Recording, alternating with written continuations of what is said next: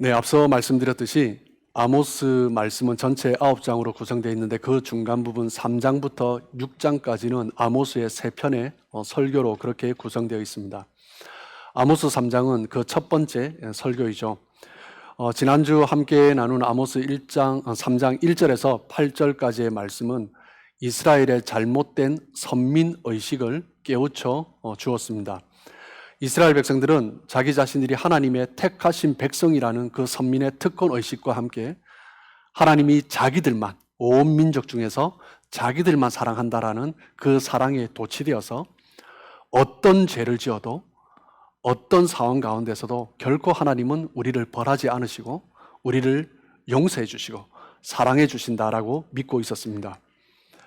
그 사랑을 입은 이스라엘 백성, 그 선택받은 이스라엘 백성들에게 아모스 선지자는 하나님은 하나님께서 선택하신 백성이라 할지라도 당연히 행해야 될 그 사명과 그 의무를 잊은 채 살아가는 자에게는 하나님께서는 재앙을 내리신다라고 이야기했습니다.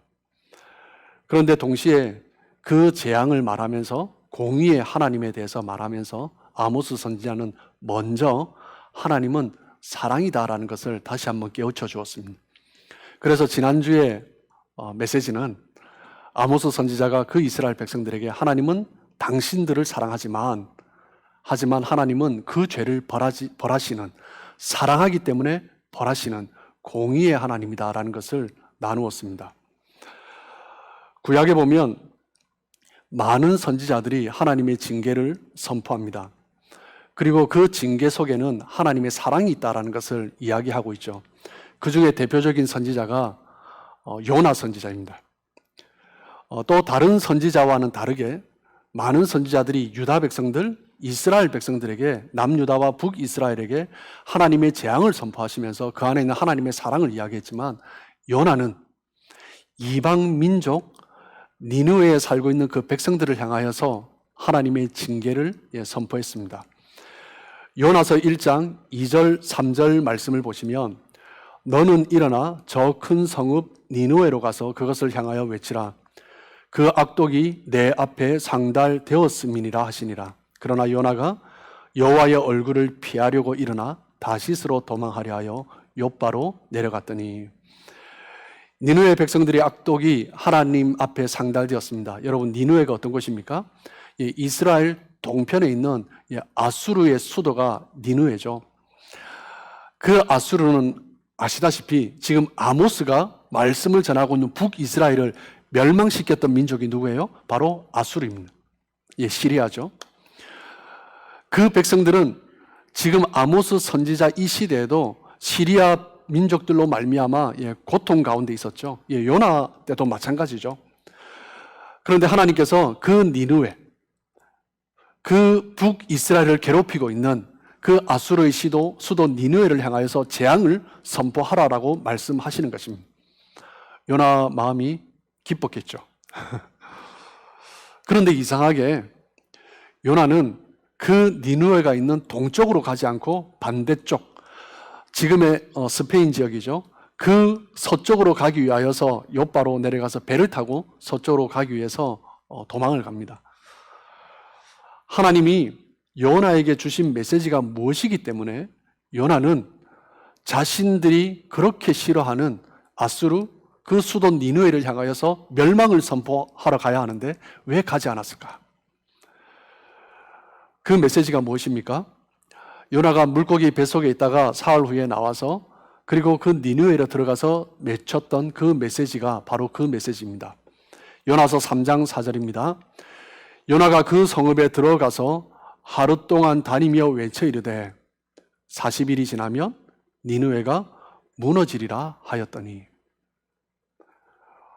요나가 니느웨에 외쳤던 메시지가 무엇입니까? 무너지리라 라는 것입니다. 니느웨가 40일 후에 무너질 것이다. 너희는 곧 무너질 것이다. 북이스라엘의 선지자가 와서, 요나가 와서, 요나는 갈릴리에서 한 남쪽으로 한 5km 떨어진 가드 헤벨이라는 곳의 출신이죠. 그 북이스라엘의 선지자가 와서 아수르 수도에 니느웨를 향하여서 무너질 것이다 선포하는 것입니다. 그런데 그 니느웨가 싫다면 요나는 도망가지 말고 먼저 가서 죄송한 표현입니다만은 기쁜 마음으로 잘됐다라는 마음으로 너희는 무너질 것이다 라고 선포해야 되는데 왜 요나는 그러지 않았을까? 여러분 왜 그렇습니까? 요나는 그 무너지리라는 메시지가 단지 심판의 메시지만이 아니다라는 것을 알았기 때문입니다. 하나님의 심판의 메시지는, 하나님의 재앙의 메시지는 심판과 재앙만을 주시는 것이 아니라 그 이면에 하나님의 사랑이 있다는 것을 요나 선지자는 알았기 때문입니다. 다른 역사서에도 요나가 소개되고 있습니다. 하나님의 사람으로 소개됩니다. 요나가 하나님의 말씀을 듣지 않고 정말 선지자로 세워졌지만 선지자와 같지 않은 그런 선지자가 아니었다라는 거죠. 요나는 성경에서도 하나님의 사람이라고 소개될 만큼 하나님 앞에 신실하게 하나님의 말씀을 전했던 사람입니다. 그런데 요나가 하나님의 그 메시지, 너희가 무너질 것이다, 그 메시지를 전하지 않고 도망간 것입니다. 무엇 때문에요? 요나 마음에도 선민 이스라엘에 대한 마음이 있었기 때문입니다. 왜곡된 마음이 있었던 거죠. 그 무너지리란 메시지 자체가 그들을 향한 심판의 메시지일 뿐만 아니라 그들의 회복을 바라는 하나님의 마음이라는 것을 요나가 알았기 때문이죠. 니느웨를 향한 하나님의 그 관심, 니느웨를 향한 하나님의 그 사랑을 참을 수 없어서 요나는 니느웨로 가지 않고 다시스로 가려고 도망했던 것입니다. 여러분, 하나님의 메시지는, 하나님의 구원의 메시지는, 하나님의 사랑의 메시지는 내가 너희를 사랑한다, 너희를 용서한다, 너희를 축복한다, 그것만이 아니다라는 거죠. 내가 너희를 무너지게 할 것이다, 내가 너희에게 재앙을 내릴 것이다, 오늘 아모스서에 의하면 내가 너희를 파괴할 것이다, 그것 또한 하나님의 사랑의 메시지다라는 것입니다. 예수님께서 태어나신 지 한 33일이 되었을 때 유대인들은 아이가 태어나면 33일이 지나면 이제 정결 예식을 하러 성전에 가죠. 여자아이를 낳으면 66일이 지나야 갈 수 있고 남자아이를 낳으면 33일이 지나면 정결 예식을 하러 성전에 올라갑니다. 그 부모가 요셉과 마리아가 아기 예수님을 데리고 성전에 올라갔습니다. 그때 한 나이든 노인이 그 아기 예수님을 보죠. 누굽니까? 시몬이죠. 그 시몬이 아기 예수님을 보고 그 아기 예수님을 품에 안고 하나님 앞에 감사하고 찬송하면서 예언을 합니다. 어떤 예언입니까? 누가복음 2장 34절입니다. 시몬이 그들에게 축복하고 그의 어머니 마리아에게 말하여 이르되, 보라, 이는 이스라엘 중 많은 사람을 패하거나 흥하게 하며 비방받는 표적이 되기 위하여 세움을 받았고, 하나님은 죄인들을 구원하시기 위하여서 예수님을 보내주셨는데 그 예수님이 많은 사람을 패하게 한다, 이스라엘 백성 중에 많은 사람을 흥하게도 하지만 패하게도 한다라고 말씀하십니다. 누가요? 예수님이요. 그리고 예수님 자체가 비방을 받는 표적이 되기 위하여 세움을 받았다라고 이야기하고 있습니다. 예수님이 십자가의 그 길을 통하여서 구원을 이루신다라는 예언이죠. 그리고 25절 말씀을 보시면, 또 칼이 내 마음을 찌르듯 하리니 이는 여러 사람의 마음의 생각을 드러내려 함이니라. 누가요? 예수님이요. 어떻게 하신다고요? 칼이 내 마음을 찌르듯 한다라는 거죠. 누가요? 하나님이 우리를 사랑해서 보내주신 예수님이 어떻게 하신다고요? 그 백성의 마음을 칼로 찌르듯 하겠다라는 것입니다. 여러분, 하나님은 사랑이십니다. 우리가 이제 오늘 대강절을 맞이하면서 이제 교회도 이제 예수님의 그 오심을 감사하면서 이렇게 장식도 하고 그 성탄을 기념합니다. 오신 예수님을 기념하며 감사하는 거죠. 2000년 전에 하나님께서 예수님을 보내주실 때, 그 죄인들을 구원하기 위해서 오실 때 무엇을 위해서 오셨다고요? 패하게도 하고 흥하게도 한다. 그 예수님이 우리의 마음을 칼로 찌르듯 한다라고 하십니다. 우리가 하나님을 믿으면서 잘 착각합니다. 하나님은 사랑이다. 모든 것을 용서하고 모든 것을 품고 모든 것을 덮어주는 것이 하나님의 사랑이 아닙니다. 하나님은 그 사랑을 우리에게 이루시기 위해서 어떤 사람은 패하게도 하시고, 어떤 사람은 흥하게도 하시고, 어떤 사람은 칼로 찌르게도 하시고, 그렇게 하나님 앞에 돌아올 수 있도록, 그냥 그렇게 덮어두는 것만이 그 사람을 사랑하는 것이 아니기 때문에, 오히려 덮어두는 것이 하나님으로부터 점점 더 멀어지는 것이기 때문에 하나님은 그대로 두지 않으시는 것입니다. 오늘 본문에서도 하나님은 그 백성을 향하여서 선포하십니다. 아모스 3장 9절입니다. 아수도에서의 궁궐들과 애굽 땅의 궁궐들에 선포하여 이르기를, 너희는 사마리아 산들에 모여 그 성중에서 얼마나 큰 요란함과 학대함이 있나 보라 하라. 아수돗은 어디입니까? 아수돗은 블레셋의 수도가 있는 곳이죠. 블레셋의 수도가 궁궐이 있는 것이 바로 아수돗입니다. 하나님이 택하신 그 이스라엘 백성들을 멸하기 위하여서 하나님께서 증인들을 초대하시는데, 누구를 초대하세요? 블레셋과 애굽을 초대하십니다. 의로운 사람들을 초대하는 것이 아니라 하나님께서는 이스라엘을 끊임없이 공격하고 쳐들어오고 있는 그 블레셋을 증인으로, 이스라엘 백성들을 그렇게 압제하고 확대했던 그 애굽 민족을 증인으로 초대하고 계시는 것입니다. 이스라엘이 심판받는 자리에 그 악한 자들이 증인으로 선다. 이스라엘 백성으로서는 얼마나 수치스러운 일이겠습니까? 그런데 하나님이 그 블레셋과 애굽을 증인으로 세우시겠다라는 것은 무엇을 의미합니까? 이스라엘 백성들의 그 죄악이 블레셋과 애굽보다 더하다라는 것입니다. 3장 9절 다시 한번 보시면 하반절입니다. 너희는 사마리아 산들에 모여 그 성중에서 얼마나 큰 요란함과 학대함이 있나 보라. 그 사마리아, 북이스라엘의 수도 사마리아, 그 가운데 얼마나 큰 요란함이 있는가, 무질서함이 있는가, 학대가 있는가. 수도 사마리아에 있는 사람은 이스라엘에서도 가장 큰 힘을 가지고 있는 사람들이었습니다. 권력을 가지고 있는 사람들이었고, 정치적인 힘과 재력, 경제적인 힘을 가지고 있는 사람들이 모여 있는 것이 바로 사마리아였습니다. 그들 자기 자신들을 위하여서 성을 쌓고 살아간 것이 사마리아였던 거죠. 그런데 자기들을 위해서는 그렇게 살아가는데 다른 사람을 향하여서는 그런 마음이 안중에도 없는 것입니다. 3장 10절입니다. 자기 궁궐에서 포악과 겁탈을 쌓는 자들이 바른 일 행할 줄을 모르느니라. 여호와의 말씀이니라. 그들은 궁궐에 가하면서 가난하고 연약한 자들을 포악하게 하고 겁탈했습니다. 포악과 겁탈이라는 단어는 다른 성경에서도, 예언서에서도 함께 많이 나오고 있습니다.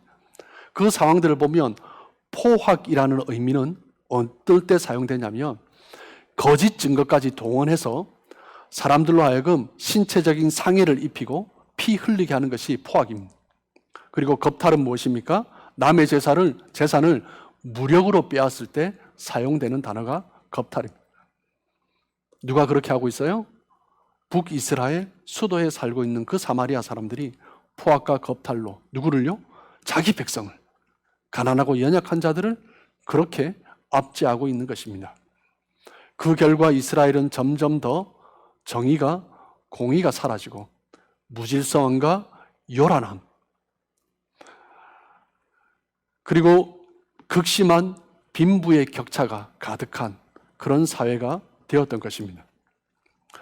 그런데 이 아모스 선지자가 외치고 있는 그 북이스라엘의 사회의 모습이 우리 사회에 비춰보면 어떤가 생각해 봅니다. 여러분, 현대 우리 사회는 어떻습니까? 다들 이야기합니다. 돈이 돈을 낳는다. 그게 무슨 말이죠? 재력 있는 사람이 더 많은 재력을 가집니다. 권력이 대를 잇습니다. 권력을 가진 사람들이 더 많은 권력을 가집니다. 돈이 있으면 유능한 변호사를 선임해서 그 죄도 없는 죄가 되어버립니다. 우리는 뉴스를 통해서 그런 것들을 너무나 많이 봅니다. 돈이 없는 사람은 많은 세금에 허덕이고 작은 죄를 지어도 변호사를 선임할 수도 없고 보석금을 낼 수도 없어 그냥 그 형기를 마쳐야 하는 그런 사회에 우리는 살고 있습니다. 그래서 많은 사람들이 이 시대의 이 모습을 보면서 뭐라고 해요? 유전무죄, 무전유죄라고 외치고 있는 거죠. 아모스를 통해 이스라엘에게 선포된 이 메시지가 오늘날 우리 사회에 적용해 보는데 그대로 적용될 수 있다는 것이 너무나 안타까운 현실입니다. 그렇기 때문에 이 아모스 선지자의 메시지가 북이스라엘에게뿐만 아니라 이 시대뿐만 아니라 나에게도 적용될 수 있다는 것을 우리가 인정해야 됩니다. 나 자신에게 이 아모스 선지자가 외치고 있는 이 메시지가 나 자신에게도 외쳐지고 있다는 거죠. 그렇기 때문에 우리가 처한 이 상황에서 우리는 바른 공의를 세우기 위해서 나 자신의 위치에서 우리는 노력해 가야 하는 것입니다. 이런 이스라엘을 하나님이 심판하십니다. 어떻게 심판하십니까? 아모스 3장 11절입니다. 그러므로 주 여호와께서 이와 같이 말씀하시되 이 땅 사면에 대적이 있어 내 힘을 쇠하게 하며 내 궁궐을 약탈하리라. 하나님은 대적들이 공격해 올 것이다 라고 말씀하십니다. 이스라엘 백성들, 특별히 수도 사마리아에 있는 백성들, 그리고 그 궁궐 속에서 살고 있는 그 백성들, 궁궐 속에 살고 있으면 안전하다라고 생각했습니다. 그런데 대적들이 궁궐을 약탈할 것이다 라고 말씀하시는 거죠. 대적들이 공격해 올 때 이스라엘 백성들 중에 아주 소수만 구원받을 것이다 라고 말씀하십니다. 3장 12절입니다. 여호와께서 이와 같이 말씀하시되 목자가 사자 입에서 양의 두 다리나 귀 조각을 건져낸 것 같이 사마리아에서 침상 모서리에나 걸상의 방석에 앉은 이스라엘 자손도 건져냄을 입으리라. 사자의 입에 두 다리와 귀 조각만 남았습니다. 이미 다 먹은 거죠. 그런데 목자는 달려가서 그것이라도 건져내겠다라는 것입니다. 그리고 12절 하반절에 있는 번역을 원어 그대로 번역을 해보면 이스라엘 백성들도 침상의 모서리나 걸상의 의자에 그 귀퉁이만 남은 것 같이 겨우 구원을 받을 것이다 라고 이야기하고 있습니다. 한글 번역은 조금 의미가 다르게 해석될 수도 있는데 원어 그대로 번역해보면 양이 두 다리나 귀 조각만 구원을 받듯이 이스라엘 백성 또한 침상 모서리만 다리에 의자에 다리만 남김을 받는 것처럼 그렇게 건져냄을 받을 것이다 라고 말씀하고 있습니다. 다 끝난 것 같지만 그렇게라도 하나님은 구원하시겠다라는 거죠. 14절입니다. 내가 이스라엘의 모든 죄를 보응하는 날에 베델의 제단들을 벌하여 그 제단의 뿔들을 꺾어 땅에 떨어뜨리고. 베델의 제단은 어떤 곳입니까? 솔로몬 이후에 남유다와 북이스라엘이 분리될 때 북이스라엘의 여로보암을 중심으로 북이스라엘이 세워졌죠. 북이스라엘이 세워질 때 여로보암과 그 백성들은 하나님의 뜻을 구하며 하나님의 뜻 안에서 그 북이스라엘을 세웠습니다. 그런데 1년에 한 번 하나님 앞에 제사를 드리기 위하여서 남유다에 있는 예루살렘으로 백성들이 내려가야 하니까 남유다 예루살렘으로 백성들이 내려갔다 혹 마음이 바뀔까 봐, 마음이 흔들릴까 봐 예루살렘에 내려가지 않고 북이스라엘 스스로 제사를 드릴 수 있는 곳을 세웠습니다. 그 제단이 어디예요? 베델에 있는 제단입니다. 그런데 그 베델과 또 단이라는 곳에 그 성소를 세우고 그 안에 아론의 금송아지를 두었습니다. 그리고 거짓 제사장을 내세우고 하나님 앞에 제사를 드린 거죠. 베델의 제단은 어떤 곳입니까? 하나님을 예배하는 곳이지만 하나님이 말씀하신 방식이 아니라 내 방식대로 하나님을 위한다고 하지만 자기들을 위해서 세운 제단이 바로 베델의 제단인 것입니다. 하나님 없이 자기 스스로 자기 방법대로 예배드리고 하나님과 상관없는 은혜에 빠져서 도취되고 그것이 바로 베델의 제단인 거죠. 하나님은 하나님 없는 그 제단을 벌하시겠다라고 말씀하시는 것입니다. 그리고 제단의 네 귀퉁이에 위치한 제단 뿔은 하나님의 보호하심을 상징합니다. 다윗의 사후에 그 왕위를 아도니아가, 그 아들 중에 아도니아가 잇고 싶었죠. 아도니아가 자기 자신이 왕이 되려고 했습니다. 예, 선포했죠. 그런데 다윗이 누구를 왕으로 세웠어요? 예, 솔로몬을 왕으로 세웠습니다. 나단 선지자와 바세바를 통하여서 다윗의 이후 솔로몬을 왕으로 세운 거죠. 솔로몬이 왕이 된 이후에 아도니아가 벌벌 떨었습니다. 그래서 어떻게 했습니까? 제단으로 달려가서 그 뿔을 붙들고 있었습니다. 하나님 나를 도와주십시오. 나를 보호해 주십시오. 그 뿔을 붙들고 있으면 하나님 보호 아래 있으면 자기가 안전하다라고 생각한 거죠. 가난하고 연약한 자들을 압제하고 호의호식하던 그 이스라엘 백성들. 그런데 전쟁이 일어나서 그 궁궐까지 약탈당하자 두려워서 어디로 달려갑니까? 제단으로 달려가는 것입니다. 베델의 제단으로 달려가서 무엇을 붙들어요? 아도니아가 그랬던 것처럼 제단 뿔을 붙들고 하나님 도와주세요, 보호해 주세요 라고 매달리는 거죠. 그런데 하나님이 그것으로 달려가지 못하도록 뭘 하시겠다고요? 제단 뿔을 꺾어버리시겠다라는 거죠. 하나님께서 그들을 보호하실 의사가 없다라는 것입니다. 3장 15절입니다. 겨울궁과 여름궁을 치리니 상하궁들이 파괴되며 큰 궁들이 무너지리라. 여호와의 말씀이니라. 이스라엘에는 평화와 축복이 넘쳐났습니다. 그 부요함이 넘쳐나서 내가 거할 수 있는 집도 있는데 계절에 따라서 여름 궁도 짓고 겨울 궁도 짓고 상하궁도 짓고 큰 궁들, 그냥 왕이 사는 궁이 아니라요, 정말 재력이 있고 부요하면 누구나 그 큰 궁들을 지으면서, 화려한 궁들을 지으면서 살았던 것입니다. 어떤 사람들은 길에서 자고 제대로 먹을 것조차 없어서 그렇게 살아가고 있는데 인간답게 살아갈 최소한의 그 것조차도 누리지 못하고 살아가고 있는데 아랑곳 없이 자기 자신들만을 위해서 사치의 극치를 보여주면서 화려한 삶을 쫓아 살아가고 있었던 것입니다. 마치 그 땅이 영원한 자기 성인 것처럼, 영원히 살 수 있는 성인 것처럼 그렇게 살아갔던 거죠. 그런 이스라엘 백성들에게 하나님이 말씀하십니다. 뭐라고 말씀하세요? 무너지리라. 여호와의 말씀이니라. 여러분, 앞서 말씀드렸듯이 하나님의 메시지입니다. 이 메시지는 하나님의 메시지입니다. 무너지리라. 이 메시지는 하나님의 사랑의 메시지입니다.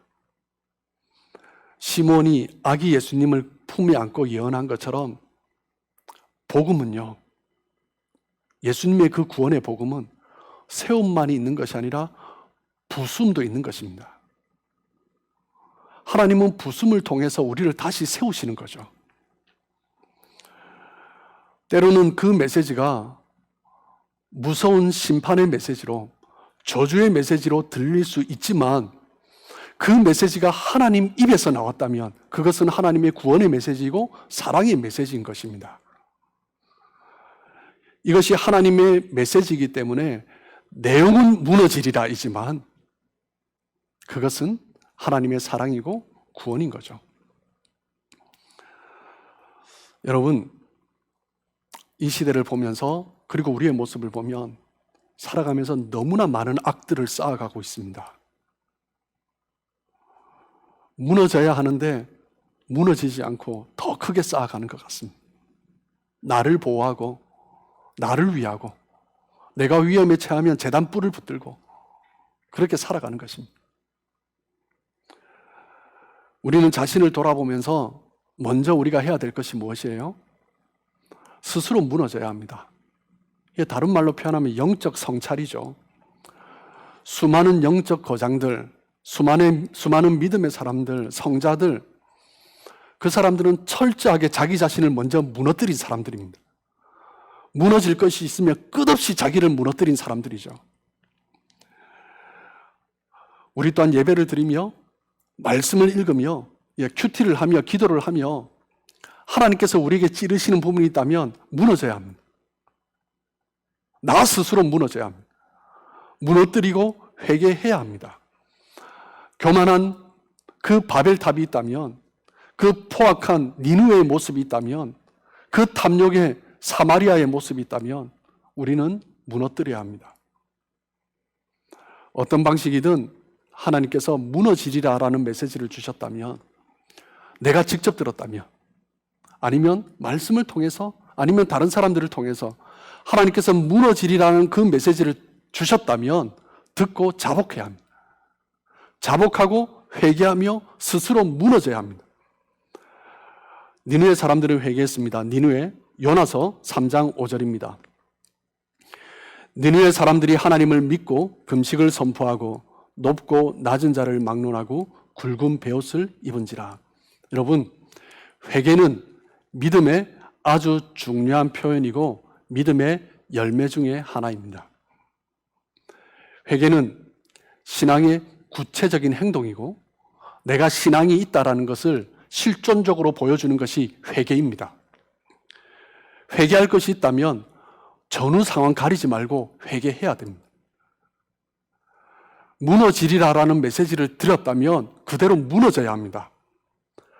하나님이 치시면 무너져야죠. 그런데 간혹 보면 버티는 사람들이 있습니다. 하나님이 무너지리라라고 선포하셨는데 버티는 사람들이 있어요. 그냥 자기 길을 그냥 무시하고 가는 것입니다. 그러다가 결국 그 삶의 한가운데가 무너지는 것을 간혹 보게 됩니다. 예상치 못한 어려움을 겪는 것이 바로 이런 경우죠.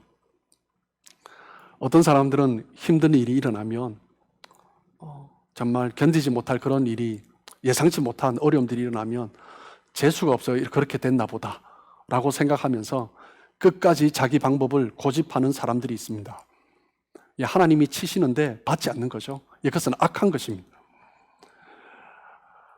하나님이 치신 것을 알았지만 어떤 사람들은 받아들이지 않고 대항합니다. 엇나가고 반대하고 해볼 테면 해봐라라는 방식으로 끝까지 버티는 사람들이 있습니다. 그러다가 어떤 사람들은 결국 건강까지 잃고 하나님 앞에 엎드려 자복하는 사람이 있습니다. 비록 많은 것을 잃었지만 그렇게라도 하나님 앞에 자복하며 다시 나올 수 있다면 감사한 것이죠. 하지만 더 감사한 것은 하나님이 치시기 전에 무너지리라라는 메시지를 주셨다면 그 메시지를 듣고 내가 먼저 무너져야 하는 것입니다. 여러분, 사과를 하나 가지고 커다란 바위 위에 던져보십시오. 깨지겠죠. 당연히 깨지죠. 어떤 사람은 이불로 깨서 먹으려고 던진 사람이 있을지도 모르겠습니다. 그런데 반대로 이 사과 위에 커다란 바위가 던져졌다고 생각해 보십시오. 흔적도 남지 않습니다. 그것이 무엇을 의미합니까?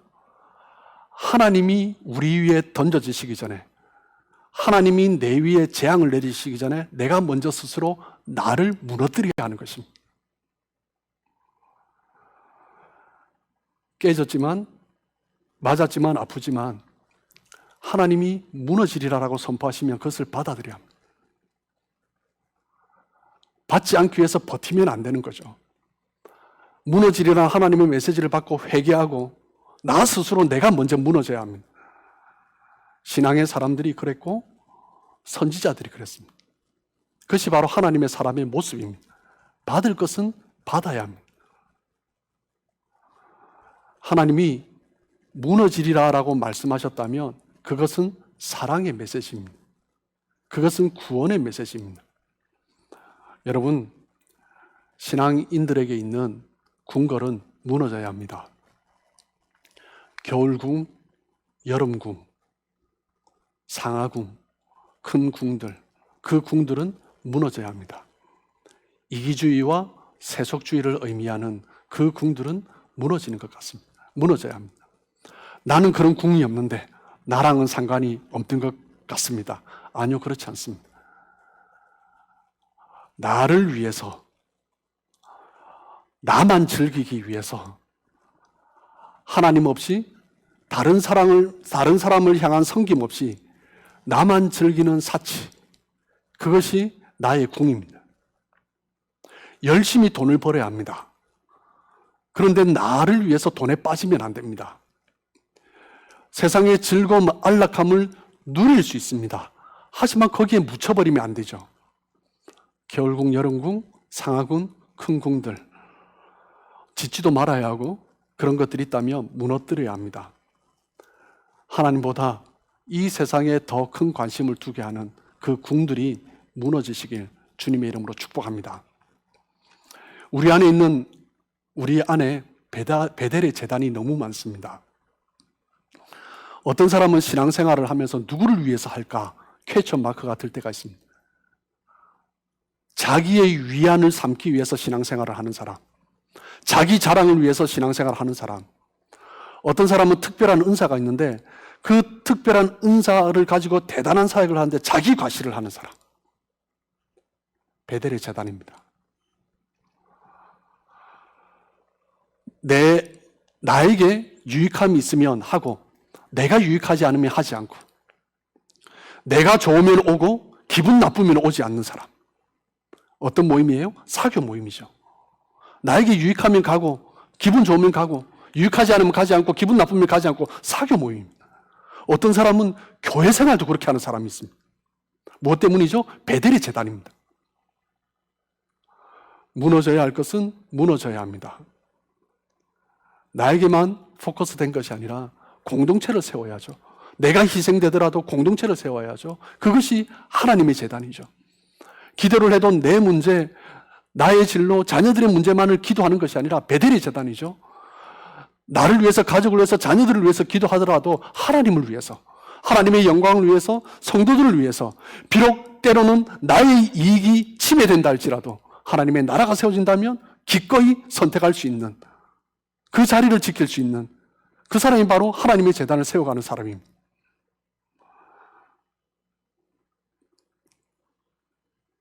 하나님이 무너지리라라고 선포하시기 전에 무너져야 할 것이 있다면 먼저 무너뜨리시는 여러분 되시길 주님의 이름으로 축복합니다. 성찰할 것이 있으면 성찰하고 회개할 것이 있으면 회개하시길 주님의 이름으로 축복합니다. 때로는 여러분 가운데 어떤 분들이 어려움 가운데 있다면 하나님의 메시지인 것으로 받으시고 하나님 앞에 돌아보시면서 하나님 앞에 나아가시길 축복합니다. 어려움 가운데 있다면 내가 무너져야 할 것이 무엇인가?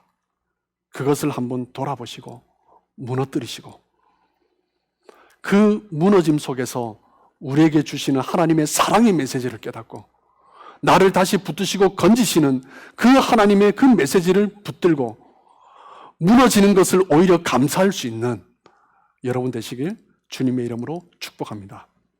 무너지지만 곧 다시 세워질 것입니다. 그 은혜 가운데 살아가시는 저와 여러분 되시길 주님의 이름으로 축복합니다.